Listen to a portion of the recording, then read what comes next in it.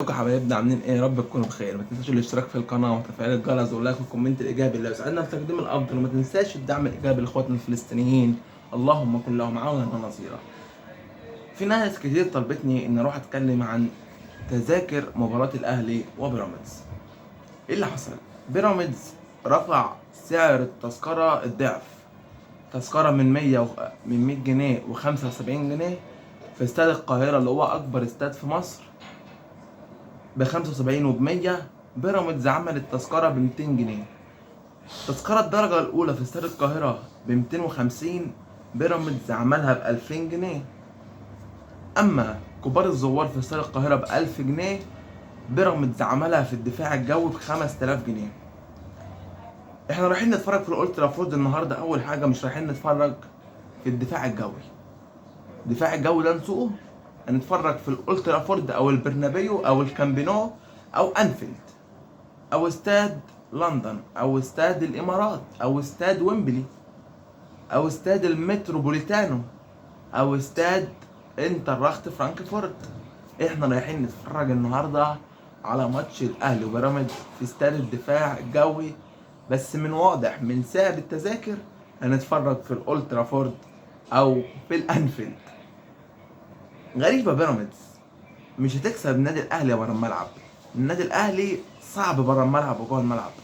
النادي الاهلي محتاج تدقق في اقل التفاصيل. النادي الاهلي بيلعبها صح ومعاه كل حاجه في الدوله. ما تلعبش مع النادي الاهلي. النادي الاهلي اشترى التذاكر كلها وباعها للجماهير ب50 جنيه التذكره. النادي الاهلي ما تخشش معاه في صراعات. النادي الاهلي صح الصح. النادي الاهلي ما بيزعلش جماهيره منه. النادي الاهلي يقدر يملى لك المدرج بتاعك دوت ببلاش على حسابه. النادي الاهلي رخم جدا جدا يا بيراميدز. ما تلعبش مع النادي الاهلي بره الملعب. انت كده ضايقته بره الملعب، والنهارده احتمال تضايقه جوه الملعب ويضيع منك الدوري. ضايقته بره الملعب وجوه الملعب دي بتاعتك. لا تكسب يا تتفلق. بمعنى كلمه تتفلق، هتخسروا لو ركزتوا بره الملعب. النادي الاهلي صعب جدا، والنادي الاهلي على خطى ثابته جدا جدا. تعالوا نتكلم بره وعن تقديم امبابي العظيم مثل تقديم كريستيانو رونالدو بالمثل. دخل من ممر شرفي والجماهير كلها حيته، ودخل وقال 1 2 3 هلا مدريد. امبابي، بلينجهام، فيني. هنتكلم بقى دلوقتي الخطة الأمثل اللي هيلعب بها ريال مدريد، وهل هيوجد صراعات ما بين اللعيبة ولا لا.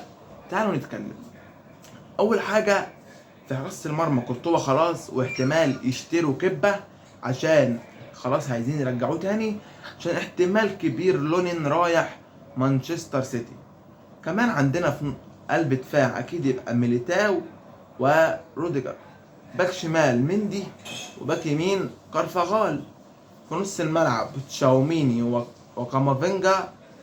لا شيل حد من الاثنين دول وحط معاهم فالفيردي. قدامهم بلينجهام، فيني، وبيلي، وكمان امبابي ورودريجو. يبقى التشكيله تاني: كورتوا في حراسه المرمى، كارفاغال، روديجر، ميليتاو، مندي، تشاوميني، بلينجهام، فالفيردي، امبابي، رودريجو وفينيسيوس. هيبقى عندك على الدكه كمان ارتا جولر، كامافينجا، ابراهيم دياز. وكمان هيبقى عندك سيبايوس. ريال مدريد هيبقى دكته جامده ومعاك فاسكس، واحتمال يجيبوا كبه. الريال بيدور دلوقتي على مدافع.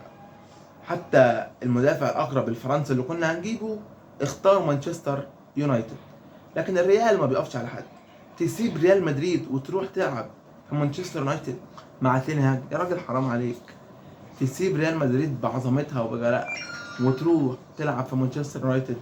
يا راجل حرام عليك. ريال مدريد مفيش زيه. انت بس تلبس تيشيرت ريال مدريد انت بقيت في حته تانية. ده انت خلاص دخلت التاريخ. تلبس تيشيرت ريال مدريد بقيت نفسك في حته تانية خالص. تيشيرت ريال مدريد ده يوديك في احلى حته في العالم. ريال مدريد قصه وحكايه. لما ريال مدريد يتكلم عليك انت خلاص دخلت التاريخ. دلوقتي انت بقيت ترند دلوقتي. لكن خلاص. كمان اولمو احتمال كبير يروح في السيتي.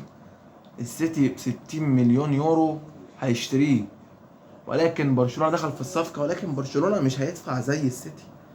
واولمو من اللعيبة احتمال كبير كانت بتلعب من ناشئين برشلونة وراحت بنفيكا ومتألق جدا جدا في بنفيكا، ولكن اولمو في السيتيزن. كمان عندنا اللاعب نيكو ويليامز. نيكو ويليامز اللي سجل في النهائي على رادار برشلونة، ولكن حدث كده، نادي اتلتيكو بالباو نزل صورة لنيكو ويليامز وهو ماسك التيشيرت 2027، ما كملتش كده دقيقتين وراحت ممسوحة، بس في ناس لحقتها ولقطتها. من الواضح ان يبقى الصفقة دي فيها جدال كتير، الصفقة دي احتمال يبقى فيها جدال كبير عليها كمان. الصفقة دي احتمال تعمل نوش في العام هناك في برشلونة وفي اسبانيا. الاعلام كله بيتكلم عنها، ولكن برشلونة مصمم عليها. صراحة اوريكم صور لعيبة برشلونة، من الواضح ان فيليك بانت قدراته وبانت امكانياته في العضلات. اللاعبين في لعيبه زي جافي، بدري، روبرتو الباك الشمال بالدي، الناس دي بدأت يبان عليها العضلات في الكتف، في الباي، في الدراع، في الريست، في الرجل، رجلهم بتبان كده. في حاجة بانت في فيليك تقريبا عامل لهم برنامج إعداد مرعب، وهنشوف نسخة لبرشلونة وريال مدريد السنة الجاية، نسخة مرعبة هتعد لنا أيام كريستيانو وميسي. لكن الجيل ده مش هيتعوض، بس احتمال كبير نشوف مباريات ممتعة في الكلاسيكو، واحتمال كبير نتفرج على حاجات حلوة. ولازم كمان ندعم منتخبنا الأولمبي، خلاص كلها يومين والمنتخب يبدأ أمام الدومينيك في أولمبياد باريس. المنتخب بإذن الله يرجع بمركز كويس، ونتمنى إنه يتوج بيها، ولكن نتمنى المنتخب يرجع بميدالية فضية على الأقل أو برونزية، مش تفرق، بس تبقى في المراكز الأولى يا منتخب مصر. نتمنى الأفضل لمنتخبنا، ونتمنى الأفضل للجميع. ما تنساش الاشتراك في القناة وتفعيل الجرس واللايك والكومنت الإيجابي يساعدنا لتقديم الأفضل. ما تنساش الدعم الإيجابي لإخواتنا الفلسطينيين، اللهم كن لهم عونا ونصيرا. سلام.